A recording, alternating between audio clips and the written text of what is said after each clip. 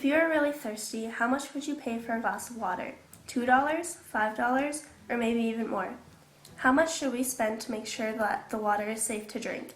A high value is placed on clean supply of water, but it's not something we think about very much. Water coming out of a tap is taken for granted, but it takes a lot of work and money to provide it.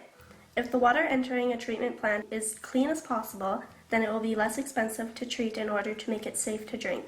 So how can we protect the sources of our drinking water?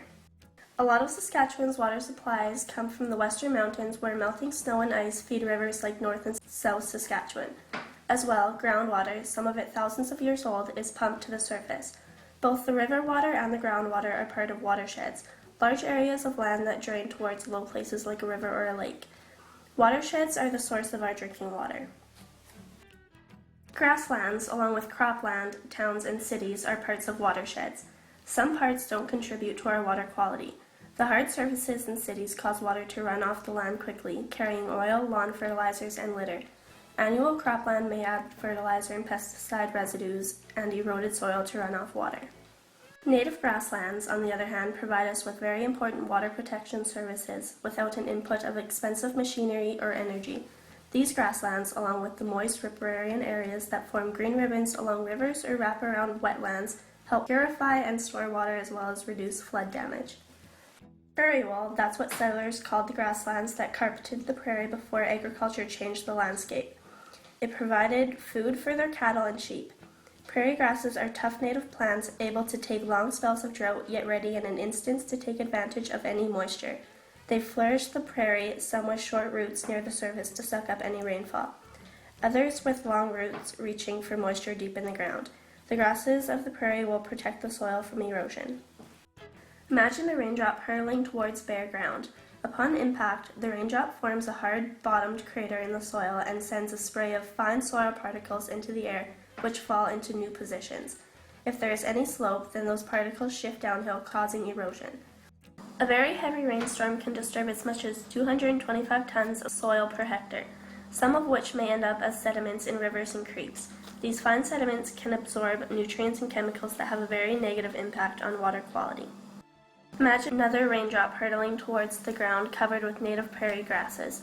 The impact of the raindrop is absorbed by the soft prairie wool, so no crater is formed in the soil. Water is able to infiltrate this soil. Even the dead grasses from the previous summer soak up the rain like paper towel. Less water runoffs, reducing the chance of flooding downstream. Wetlands are the real sponges of our native prairie.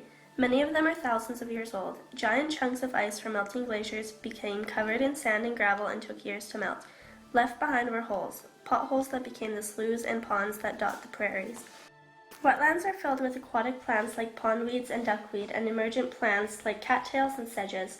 All this plant matter, both living and dead, soaks up water from rainstorms and snowmelt, preventing it from running off down the slope. During drought, the water is slowly released back into the surrounding landscape. Although a slough might smell bad, water that has filtered through it has generally been cleaned of many pollutants such as fertilizers and other chemicals. Just think, some of the water you drank today might have been filtered through a wetland long ago. Wetlands are habitats for hundreds of species of wildlife. So many ducks nest on prairie wetlands that is called a duck factory. One reason that ducks flock to wetlands is what is found beneath the water. A quick scoop with a net in a wetland will produce a collection of some of the weirdest looking creatures you can imagine. These are aquatic macroinvertebrates, organisms like insects and crustaceans that you can see without a microscope.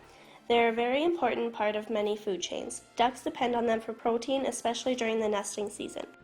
Different macroinvertebrates have different tolerances to the amount of dissolved oxygen and nutrients such as nitrates and phosphates in the water. A bloodworm lives in water with low oxygen and high nutrient levels, which are found in some healthy wetlands. On the other hand, a healthy river has high oxygen and low nutrient levels. These are water quality conditions needed by stonefly nymphs. If bloodworms are found in a river and the stonefly nymphs have disappeared, it might be a sign that the water is polluted. Water quality is also affected by all the particles that are carried by currents or suspended in the water. Sediments clog the gills and smother the eggs of both macroinvertebrates and fish. Soil erosion contributes to the sediments in a river. Along the banks of rivers and creeks, moisture-loving plants find a home in the riparian areas. This army of green plants defends our water quality. They stop sediments and runoff from reaching the water. They neutralize some toxins and use fertilizer residues. Healthy riparian areas protect the source of much of our drinking water.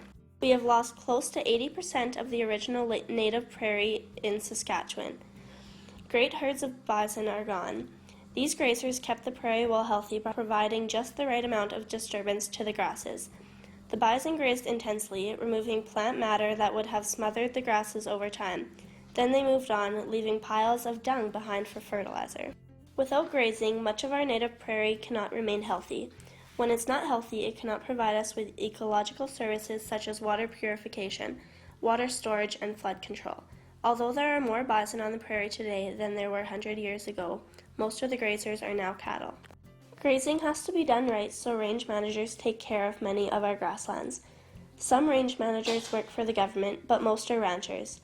They understand the relationship between soil, grasses, and cattle and base their management decisions on what is best for the ecosystem. This way, sustainable use of native prairie is possible. Ranchers are the stewards of much of Saskatchewan's native grasslands. If native prairie is not managed properly, the result can be overgrazed grasslands, wetlands, and riparian areas. The mix of plant species changes and invasive plants can take over. Soils lose their fertility and become more prone to erosion.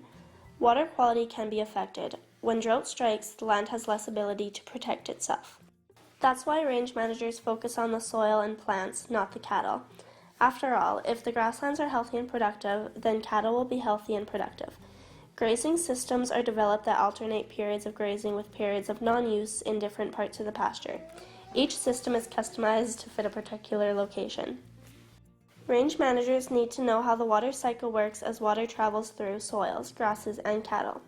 Much of Saskatchewan's rangeland receive less than their average amount of precipitation more than 50% of the time, so it's very important to conserve water. Did you know you can conserve water with dead plant matter? It forms a layer on the soil around the living plants, blocking heat and wind that robs the soil of moisture through evaporation. If it's all removed, then the yield of grasses can be reduced by about 50% in some grasslands. Range managers keep a close eye on the amount of dead plant material and adjust the grazing pressure to keep it at a certain thickness. A beef cow drinks 25 to 75 liters of water each day, so it rarely grazes more than 2.5 kilometers from water. Traditionally, cattle can access any water supply in the pasture, which is not a problem when managed properly. But if cattle pollute their drinking water with their droppings, then they don't gain weight as quickly as they should. Today, with more cattle on the prairie, livestock producers are using other methods to provide clean water to cattle while protecting the source of our water. Cattle are attracted to riparian areas for water, food, and shelter. When ranchers provide water and shelter elsewhere, cattle spread out more, reducing overuse of the riparian areas and the possibility of water pollution. If alternate water sources are provided in the right locations, cattle may reduce their use of natural water bodies by 75 to 90%. Solar or wind-powered pumps can pump water from a source to a trough.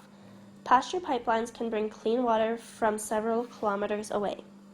So not only does healthy native prairie provide ecological water protection services, it provides ecological goods such as water and grasses for cattle. Range management makes both environmental and economical sense.